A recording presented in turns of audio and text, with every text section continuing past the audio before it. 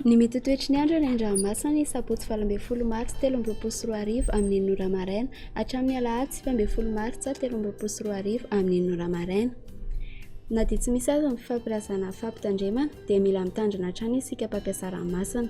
Ho amorontsiraka atsinanana, Cap d'Ombre hatrany Cap Est, anorana tandrifin-drahona indrindra ny alina, ho avy atsinanana na atsimo atsinanana andrivotra ka ho sivatra ny 10 km isan'ora, hatratra 20 km isan'ora izany rehefa manakaiky ny tendrony avaratra.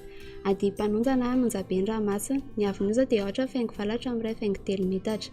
Cap Est hatrany Mahanoro, andrahona amin'ny Sitokotoko, ho avy avaratra atsinanana andrivotra ka ho sivatra ny 20 km isan'ora. Anonjabe ny ranomasina, ny Avinoza dia manodidina ny 2,5 metatra.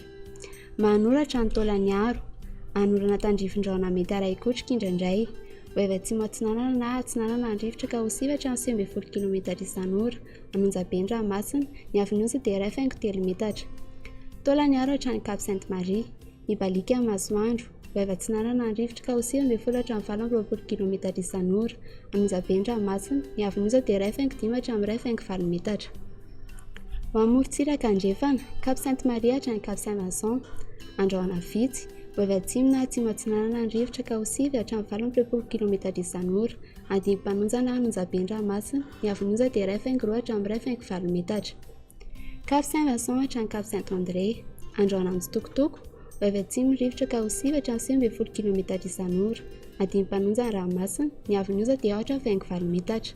Cap Saint-André hatrany Analalava, anorana tandrifin-drahona amin'ny Sitokotoko, ho avy atsimo na atsimo andrefana andrivotra ka ho sivy hatramin'ny 20 km isan'ora.